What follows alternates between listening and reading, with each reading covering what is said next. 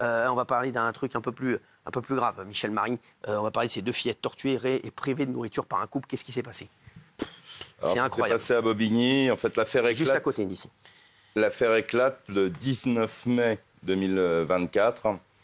C'est une femme qui est la tante d'une des petites filles qui amène cet enfant quasiment inanimé, elle a 3 ans, la gamine, aux urgences de l'hôpital Robert Debré.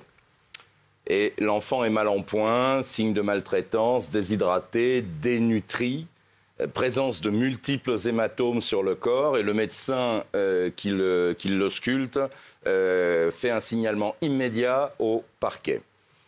Enquête de police, la mère et son compagnon sont interpellés, placés en garde à vue, et on a, pendant la perquisition, les policiers retrouvent des photos où on voit ça touche 2 enfants, en fait, une petite fille de 3 ans et une petite fille de 6 ans. La mère vit avec un nouveau compagnon depuis 6 mois et les violences ont commencé à partir du moment où elle a rencontré cet homme. Ça a été... alors, il se renvoie bien évidemment la balle. Le compagnon dit que c'est elle qui est violente et possessive. Bref, ils sont en prison. Alors, l'actualité dans cette affaire, parce qu'ils encourent une peine de 20 ans de réclusion criminelle, l'actualité, c'est que le compagnon conteste la détention et demande un placement sous bracelet électronique, ce qui lui a été refusé par la justice. Merci Michel. On va parler de cette affaire jugée pour meurtre, une histoire incroyable. Il s'enduit le visage d'excréments à son procès. C'est vous, Michel, également? C'est moi, oui. Enfin, c'est pas vous qui l'avez fait, c'est... Non, c'est pas... C'est moi, oui. C'est moi qui vais vous la raconter.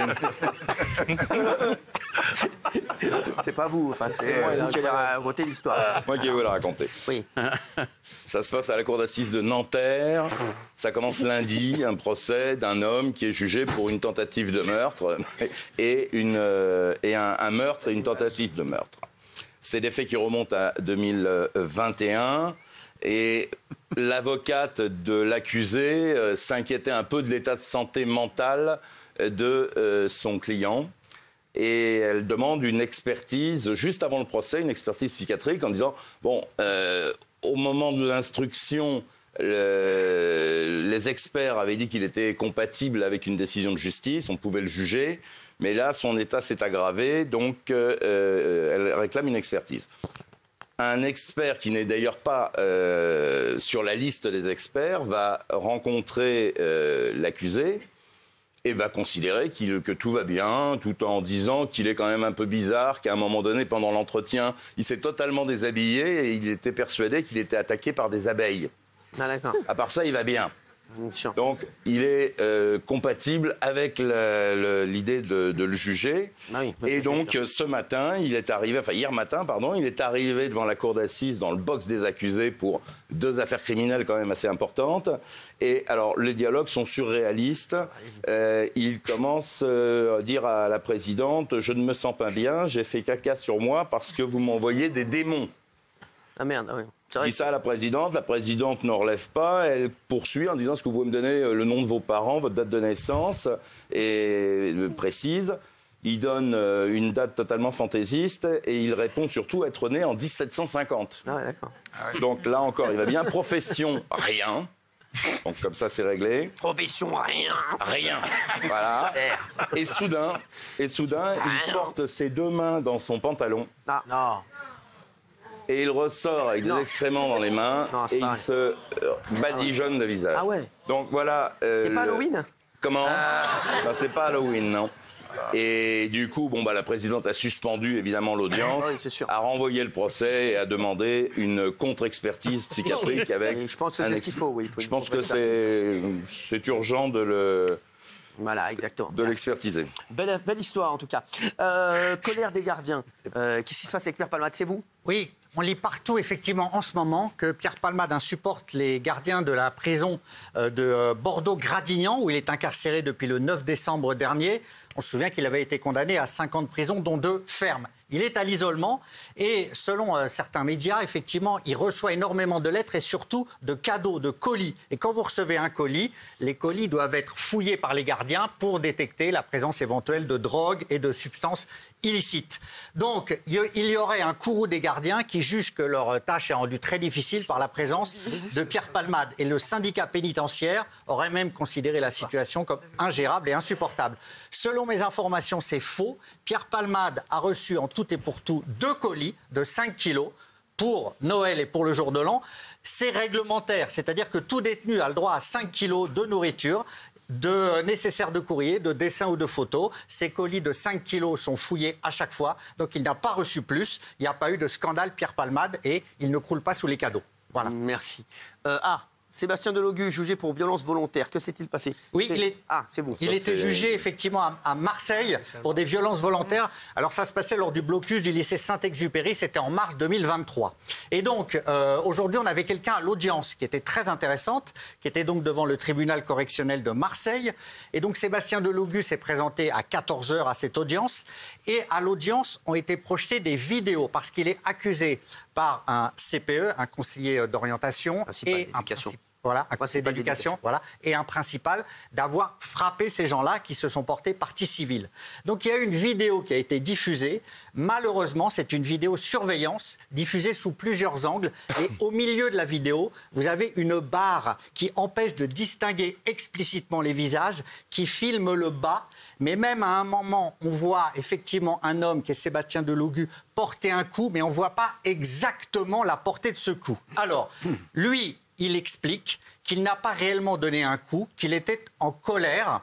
À un moment, on avait dit qu'il voulait sauver un enfant maltraité. Ça n'a pas été évoqué au procès. Il a refusé de donner ses empreintes digitales, ce qui est interdit et ce qui l'a mis en difficulté. Mais lui, il dit, et son avocat également, que le coup n'a pas provoqué un impact sur la personne qui l'a reçu, qu'elle n'a pas été forcée de reculer, donc que le coup n'était pas fort. Ce qui est infirmé par les parties civiles, qui eux disent qu'il y a un préjudice moral, une anxiété, un préjudice physique. Au total, le procureur a demandé 6 mois de prison avec sursis et 1 000 € d'amende, et le délibéré sera rendu le 14 février. C'est fou, je suis assez choqué, moi. Nicolas Sarkozy, il a un bracelet électronique pour une affaire de... Oui. Et lui, il va avoir 1 000 €. Oui, parce que c'était violence volontaire. Au plus, il aura 1 000 €. Au plus, oui. Il était jugé pour violence volontaire. C'est fou, ça. Oui. Écoutez, bon, on va voir.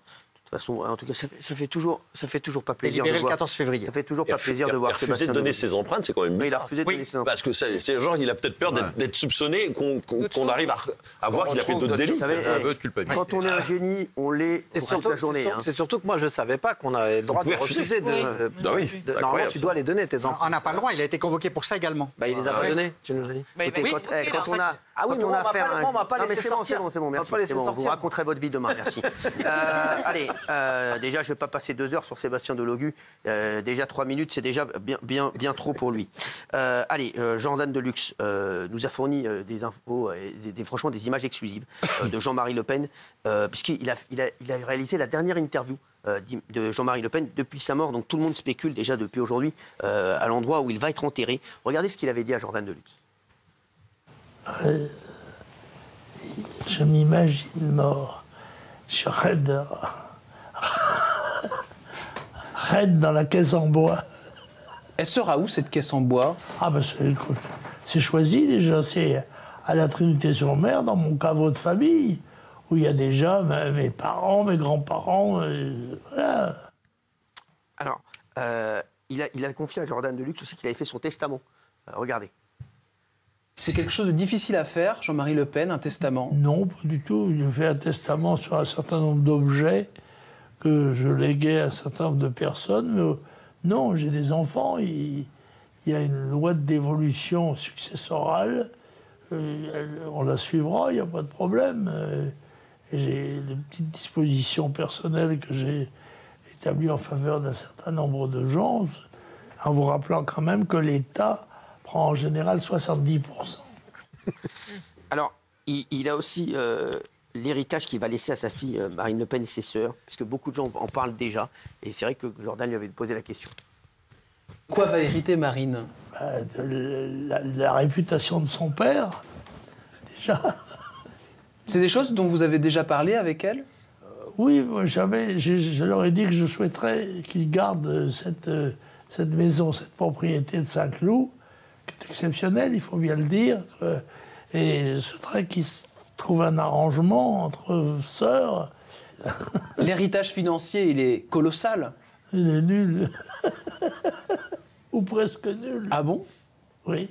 Cette propriété, qui est coûteuse à entretenir d'ailleurs, autrement non, j'ai une retraite. Alors, C'est l'essentiel de mes biens. Alors, c'est des images exclusives que vous pourrez retrouver ce soir, bien sûr, sur la chaîne YouTube de Jordan. Juste, dernière chose, il est revenu sur le fait, sur les gens, est-ce que les gens vont dire du bien de lui après sa mort? Il pense que oui. Il pensait que oui. Regardez. on dira du bien de vous quand vous partirez? Oui, parce que je le mérite. Honnêtement, quand je me psychanalyse, j'ai le sentiment de n'avoir jamais fait aucune saloperie, des choses dont je pourrais avoir honte. Non. Donc, j'ai mené une vie normale, banale, de problèmes. Je ne sais pas si j'ai des ennemis, peut-être dans la politique, on fait des ennemis sans le savoir, sans le vouloir, mais sur le plan personnel, je ne pense pas avoir suscité de sentiments haineux à mon égard. Alors, oui, ça va vous faire bondir, Thomas, forcément. Ah oui. Alors, Elle a ça- perdu, oui. Voilà. Bon, en tout cas, c'est des images exclusives, Oui, voilà, incroyables, voilà, qu'on avait ce soir, que vous retrouverez sur le YouTube de Jordan Deluxe. Merci à tous d'avoir été avec nous. À demain.